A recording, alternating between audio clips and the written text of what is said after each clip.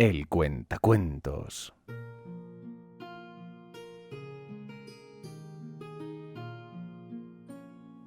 Este es el relato del fin de los tiempos de Warhammer.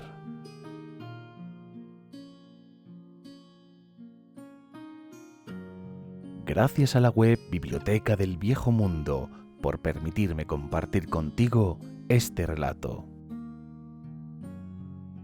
Ahora, acomódate, cierra los ojos y déjate llevar por esta historia.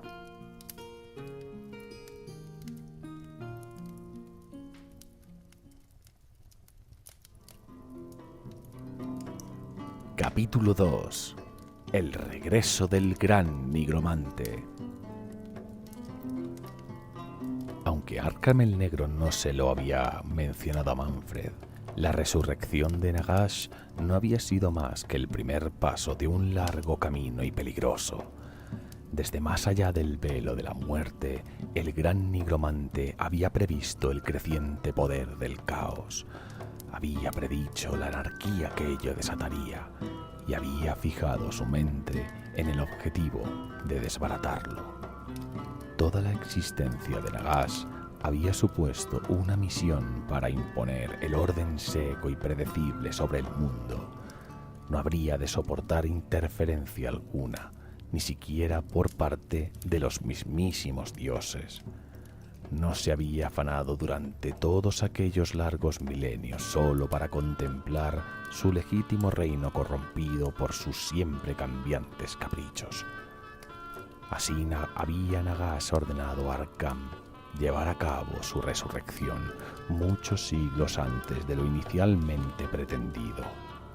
Y también había encargado al Liche reunir artefactos que permitirían realizar una obra mayor. Durante miles de años, el gran vórtice de Ulthuan había absorbido los vientos de la magia del mundo, disminuyendo el poder del caos y las hechicerías que de él dependían. Ahora Nagash trató de liberar Shish, el viento de la muerte, del abrazo del gran vórtice para atárselo a sí mismo. Se convertiría en la magia hecha forma, un avatar de la muerte lo suficientemente poderoso como para desafiar a los dioses del caos y romper para siempre su influencia sobre el mundo. Alrededor del círculo, los libros de Nagash se abrieron súbitamente de par en par. Arkham apenas había utilizado su poder durante el ritual de resurrección, pero ahora los tomos rebosaban de actividad. Páginas de piel entintadas con sangre pasaban a toda velocidad mientras Nagash reclamaba la magia con la que había imbuido a los volúmenes tanto tiempo atrás.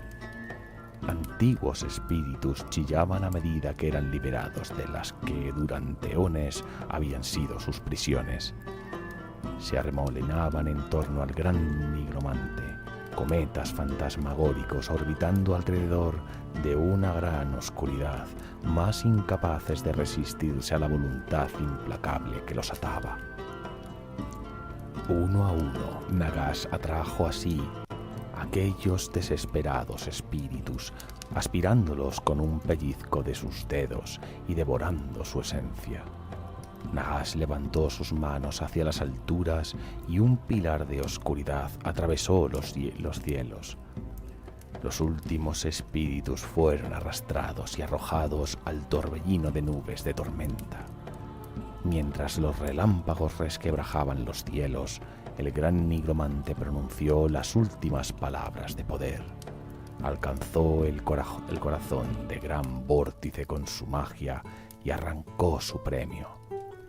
El mundo se convulsionó como respuesta. En Ulthuan, las montañas Anuli temblaron, los monolitos resplandecieron súbitamente y los mares alrededor de la isla de los muertos se volvieron negros. En Nagaroth, llamas púrpuras se abrieron paso en altares secretos de Erezkial y una ciudad fantasmagórica surgió entre aullidos sobre las ruinas de Jarkaldra. Enjambres de escarabajos Kepra asolaron los templos de Nehekhara y monumentos ancestrales que antes habían dominado el desierto durante milenios se hundieron bajo las arenas. Setra, el imperecedero, despotricó contra sus sacerdotes, exigiendo una explicación que ninguno de ellos pudo ofrecer. En Altdorf reinó el pánico cuando el colegio amatista se derrumbó convirtiéndose en polvo, y los vestigios espectrales de magos muertos hacía largo tiempo caminaron de nuevo por las calles. En las profundidades bajo Karak Azul, runas ancestrales brillaron de manera efímera a modo de advertencia y entonces volvieron a la oscuridad. En todo reino bajo el sol y las estrellas, en cualquier lugar donde los vivos hubieran respirado por última vez, los muertos se alzaron.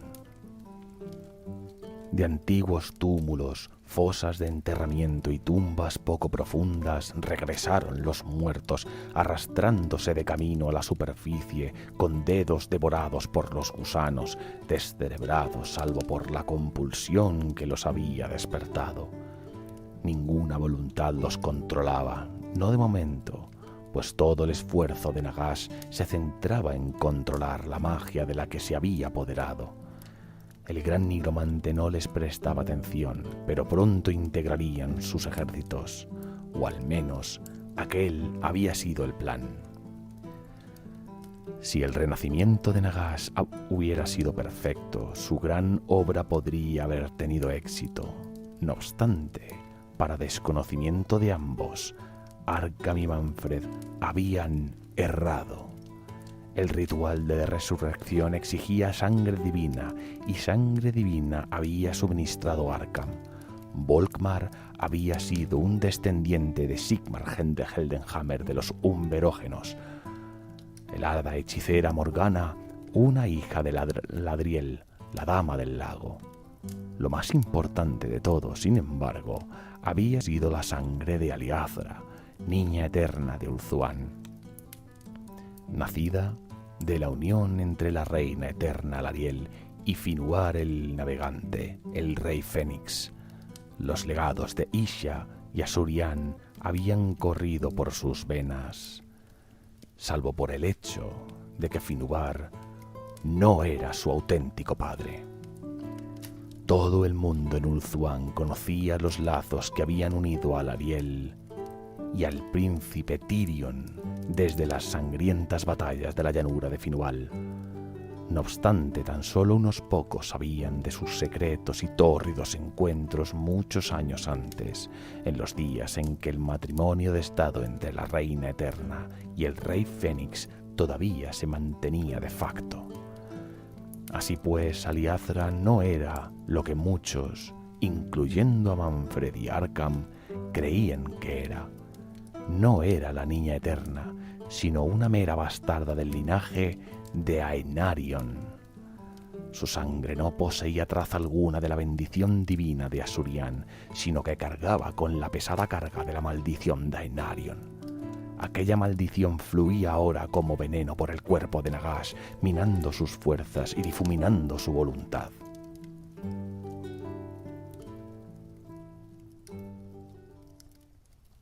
Relato: un plan despiadado.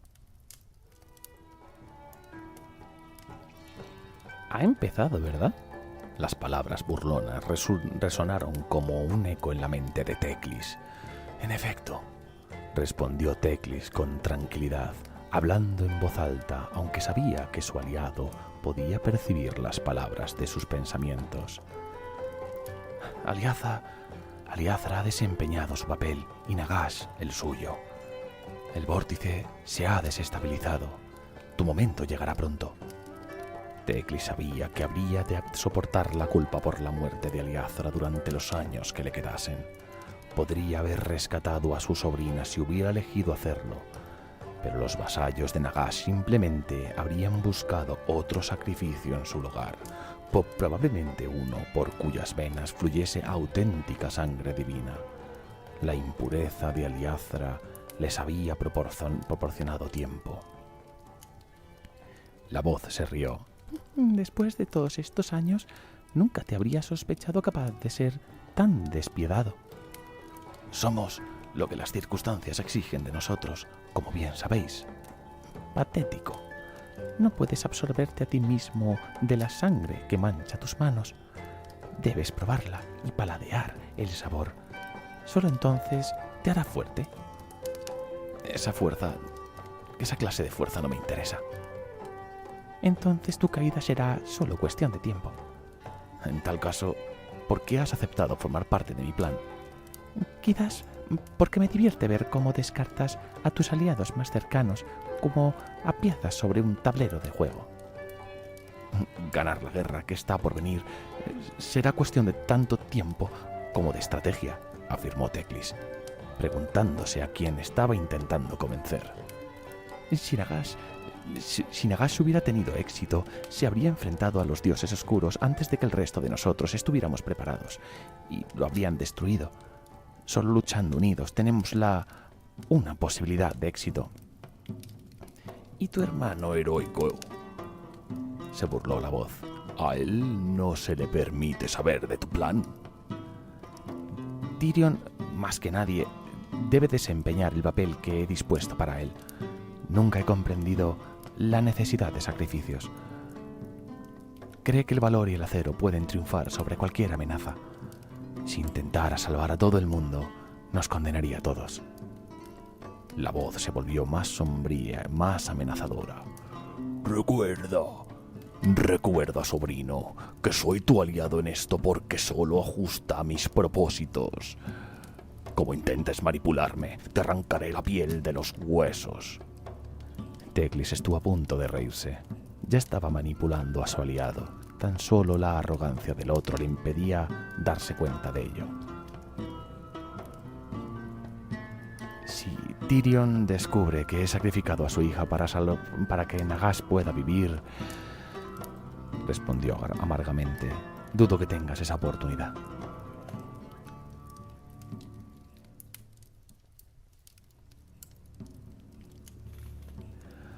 Arkan y Manfred contemplaron impotentes cómo el gran nigromante se tambaleaba bajo el peso de la magia.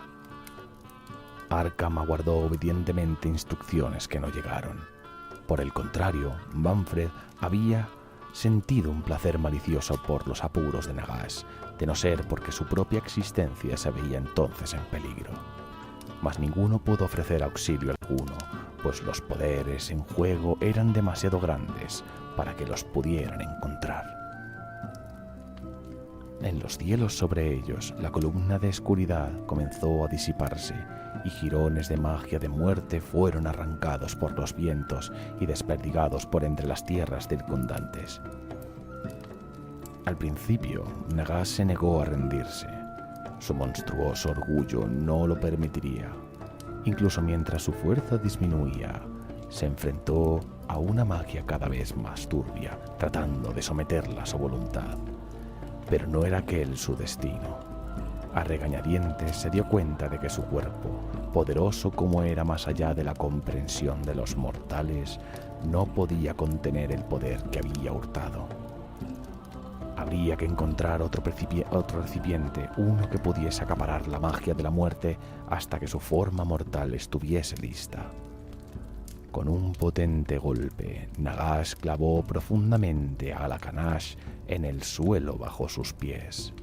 De forma instantánea, la magia fue liberada, fluyendo a través del báculo y hacia las rocas bajo él. La tierra alrededor de los 9 demonios se resquebrajó y desmoronó, quedando el círculo de piedra aislado sobre el elevado pilar de roca. A medida que los temblores se extendían, se formaron numerosos barrancos dentados por entre aquella tierra marchita, cayendo los recién reanimados cuerpos de los elfos de Tiranoc e Ybres hacia la oscuridad. En muchas leguas a la redonda, el suelo retumbó y se partió. A muchas millas de distancia, los muros del castillo Esternieste se derrumbaron en una avalancha de piedra a medida que sus cimientos se hacían pedazos.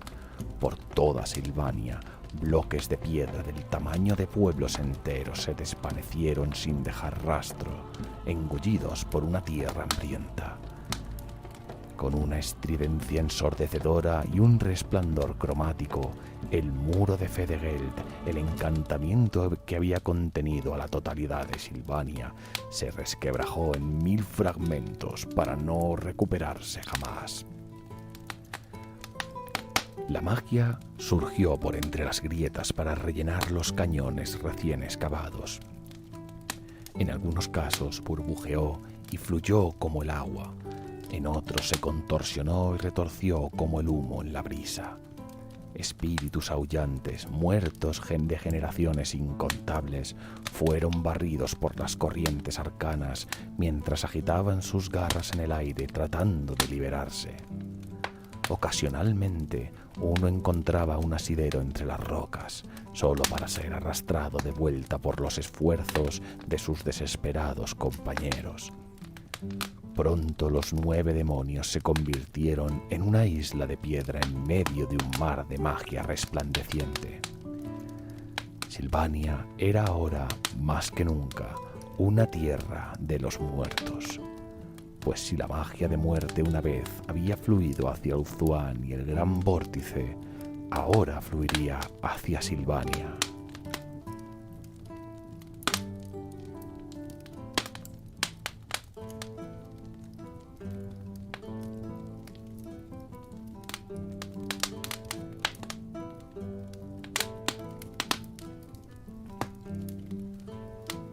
Nagash contemplaba aquel paisaje de pesadilla, resultando imposible adivinar sus pensamientos. Por un instante, durante la culminación del ritual, el gran nigromante había probado la divinidad que tanto había buscado, pero aquella memoria menguaba con cada segundo que pasaba. Podía sentir las hordas de los no muertos tambaleándose inconscientes por el mundo, pero no podía ejercer su voluntad sobre ellas. No constituían un ejército esperando su majestuoso mando, sino una turba carente de liderazgo que respondería a cualquier voluntad lo suficientemente fuerte como para reclamarlos. No se podía lanzar una guerra contra los dioses del caos. Aún no. Aquello era un mero contratiempo, nada más. El poder de la muerte era ahora uno con las tierras de Silvania, y el gran nigromante se lo había ceñido de tal manera que ningún otro podría reclamarlo. Nagash regresaría a su hogar ancestral, la pirámide negra de Nehekhara. En el interior de sus muros purgaría la maldición de sus huesos y recuperaría su debilitado espíritu como tantas veces había hecho anteriormente. No sería aquel un viaje sencillo, debido a la ancestral enemistad entre Nagash y Setra, el gran rey de Nehekhara. La guerra sería la única salida, y el gran nigromante sabía que no sería rival para Nehekhara y Kemrikara. Además, llevar a cabo un plan semejante necesitaría tiempo, y las fuerzas del caos presionaban ya las fronteras septentrionales del viejo mundo. Para el dios que Nagash había sido tan brevemente, tales desafíos resultaban insignificantes, pero ahora necesitaría ayuda. O más exactamente, necesitaría sirvientes. En los días antiguos, Nagash había sido secundado por los 9 señores oscuros, los más poderosos y fidedignos de sus lacayos. Ahora había llegado el momento de forjar de nuevo aquella comunidad impía y crear a los mortarcas.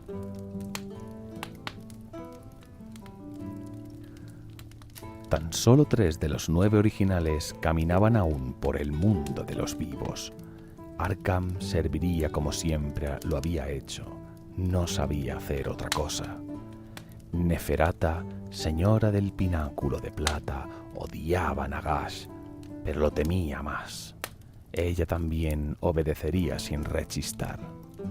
El señor tumulario Krell era el tercer superviviente y, al igual que Arkham, su lealtad resultaba inquebrantable pese a su ancestral vasallaje para con los dioses del caos. La voz de Nagash retumbó como un eco en los vientos de la magia, susurrando en las mentes de aquellos que habían abrazado sus enseñanzas nigrománticas. Algunos habían trabajado conscientemente para su causa por muchos siglos. A otros se les había permitido mantener una ilusión de independencia hasta aquel momento.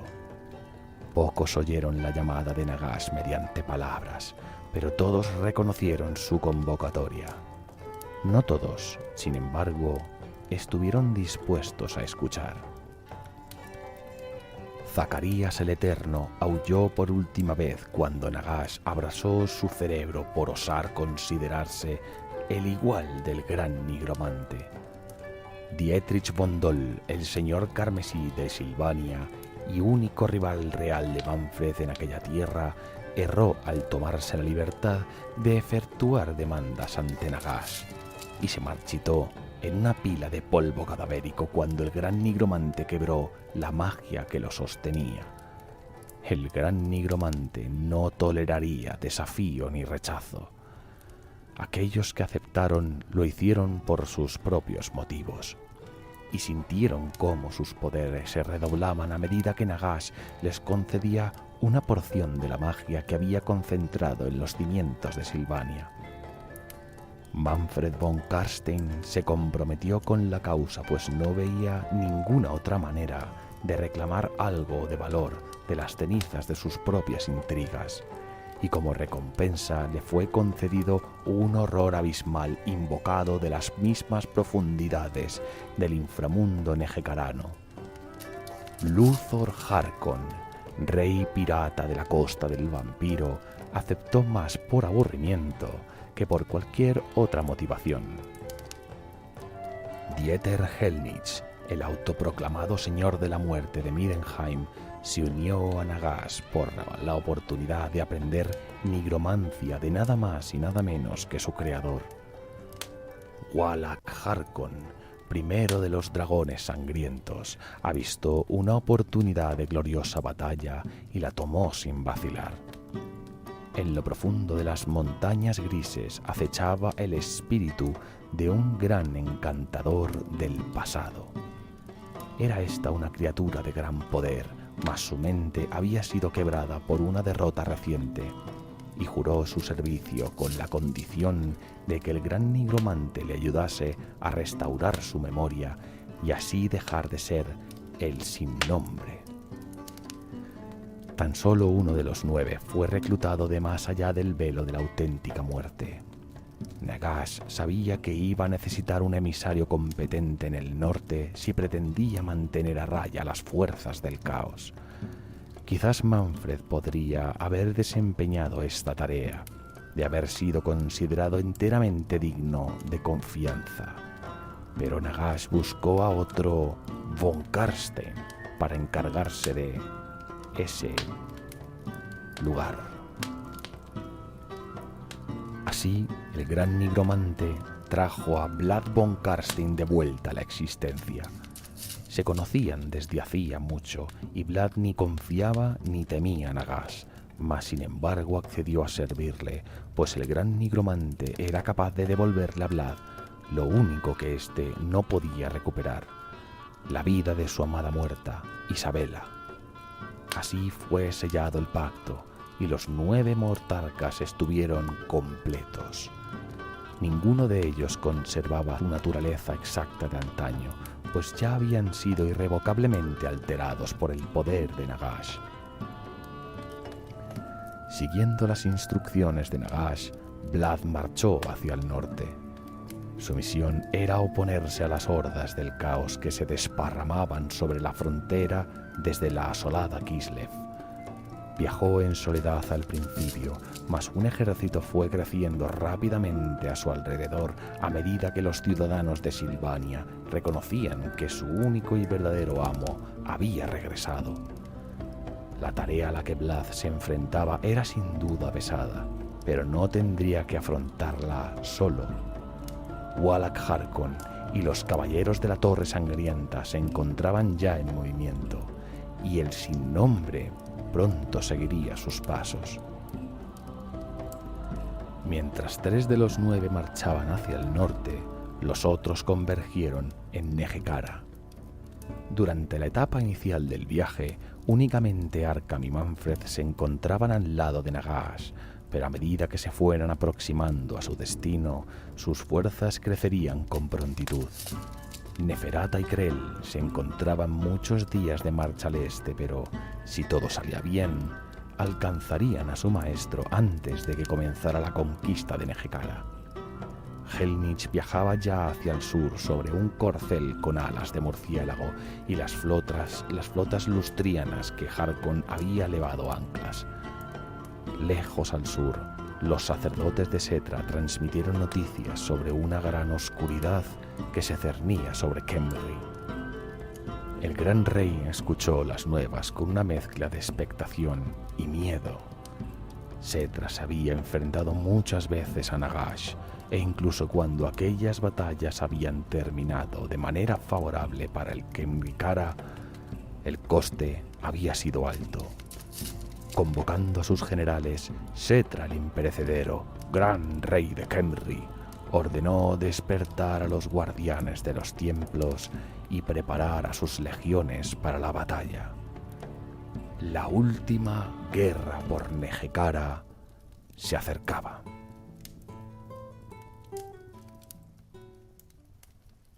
Relato: La ambición de Manfred. Aquello era intolerable. Así rabiaba Manfred von Karstein en silencio. De acuerdo, Nagash le había concedido poder. Manfred podía sentir la magia crepitando a través de su cuerpo y podía percibir muchas cosas que previamente se habían mantenido ocultas a sus ojos. Pero ¿de qué servía el poder si ya no era su propio amo? Y aquello ni siquiera era lo peor, admitió Manfred.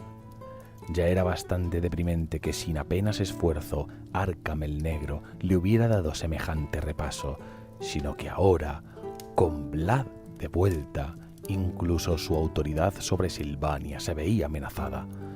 La campaña de Nagash en Nehekhara podría necesitar años, incluso décadas, para resolverse. En aquel tiempo, Vlad se dedicaría a consolidar su influencia en la tierra que era de Manfred por derecho, erosionando una base de poder que había necesitado siglos para establecer. Convenía igualmente considerar la posibilidad de sufrir daños personales. Vlad no era ningún necio. Debía conocer el papel que Manfred había desempeñado en su muerte hacía casi 500 años, y resultaba poco probable que hubiese perdonado aquella traición.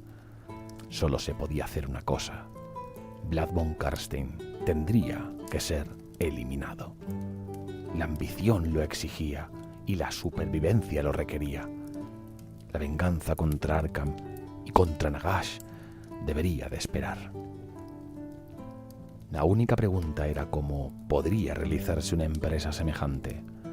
Vlad había sido siempre el más grande del linaje de los von Karstein, y aunque Nagash tolerase un desafío directo, Manfred no estaba nada seguro de poder alzarse con la victoria. Decidió que la astucia y la paciencia le servirían ahora como lo habían hecho en el pasado. Sus enemigos lamentarían el día en que habían decidido entablar una batalla de ingenio con el legítimo señor de Silvania.